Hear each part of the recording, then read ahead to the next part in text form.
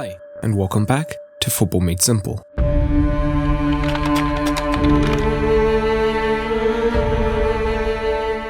When Maurizio Sarri left Chelsea, it seemed that his career was about to come to its peak. Having come into coaching through an unconventional route and finally winning a major trophy with Chelsea, the return to his home country with a superpower in Juventus seemed to be the culmination of his career's work. But despite becoming the oldest coach to ever win Serie A, his spell in Turin never truly took off. So what went wrong for Sarri? In this video we take a look. And if you want to keep up with your favorite teams and players, check out the OneFootball app. It will give you team and player stats, transfer news, and so much more. Absolutely free through the sponsored link in the description below. If you want to support Football Made Simple on Patreon, you can get early access to the videos shown on screen. Just head on over to patreon.com/footballmadesimple. And if you're unable to support, a like on the video would go a long way as well. In this video, we'll focus on the transfers that occurred during his only summer transfer window, his tactics with the team, and finally, some interpersonal factors which contributed to his failure. Sarri has a distinct style of play, known as SarriBall, which requires specific types of players in specific roles. And in the transfer window, Juventus brought in Ramsey, who had been acquired before Sarri was made official, Rabiot, Buffon, Demiral, De Ligt, and Danilo.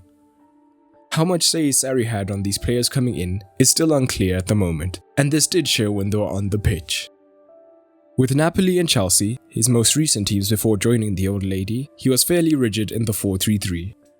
And perhaps he intended to do so as well at Juventus, with a potential front three of Costa, Dybala and Ronaldo.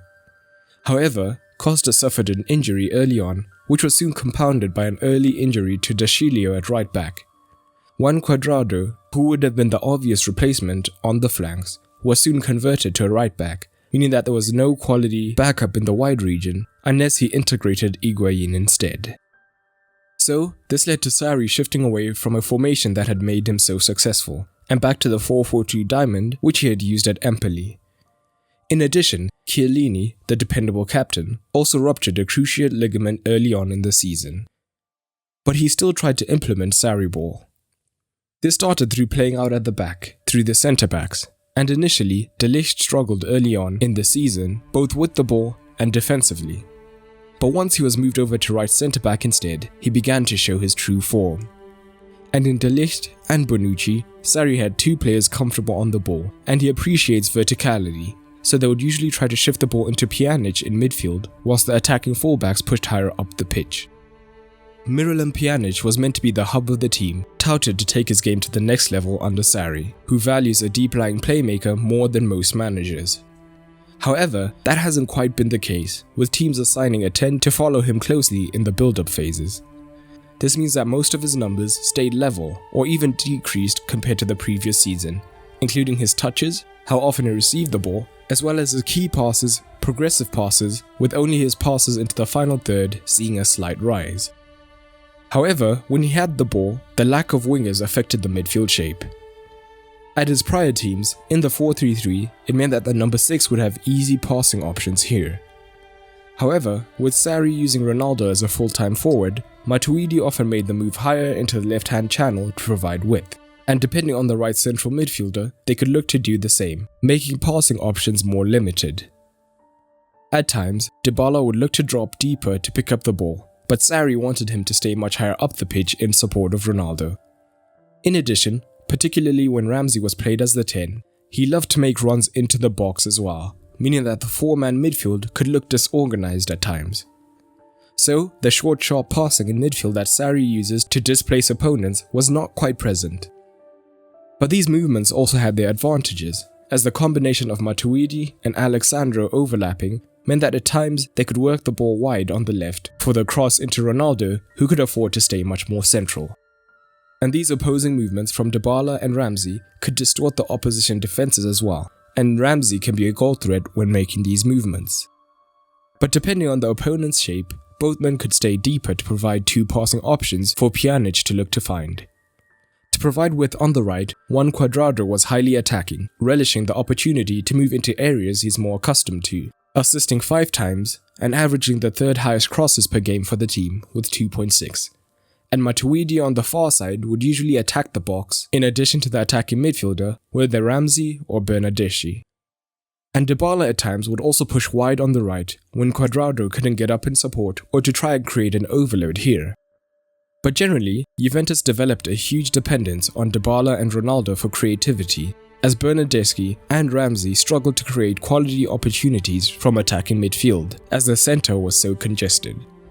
As a result, they had an expected assists of less than 5 combined, which is less than Ronaldo and Dybala managed individually. And they worked well in tandem with each other, dropping deep to allow the other to push forward into any spaces created. But of course, Dybala did this much more often and then would look to play in Ronaldo whenever possible. And Sarri, in his ideal system, opts for the high press when defending. However, his squad is not suited to this.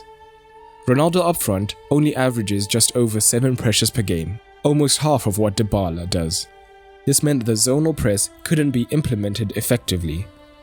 So, the opposition could work a lot of the ball into the midfield easily, as the forwards couldn't shepherd it wide effectively.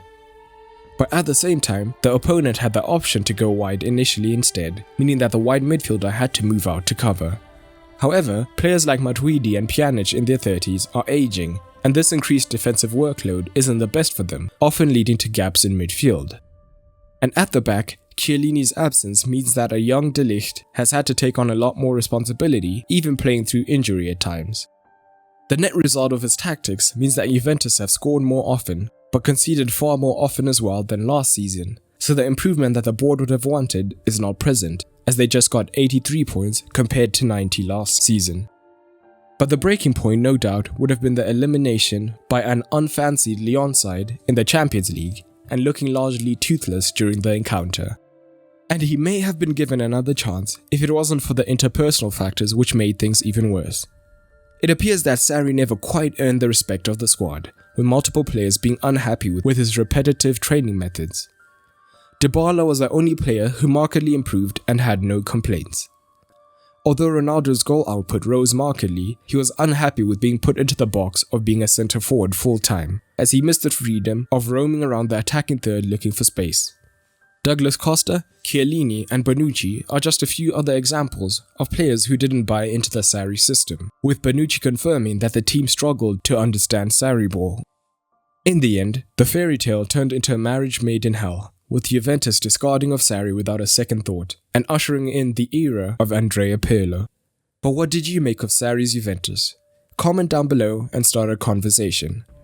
And I'd like to give a special shout out to my current Patreons, including Ishpal Jandu, Jeffrey Hanna, William Wilkinson, Ali Kamba, Peter Olienkovisk, Matt R, Asanakuma, and Zany Zane himself. But that's all for today, and remember, keep it simple.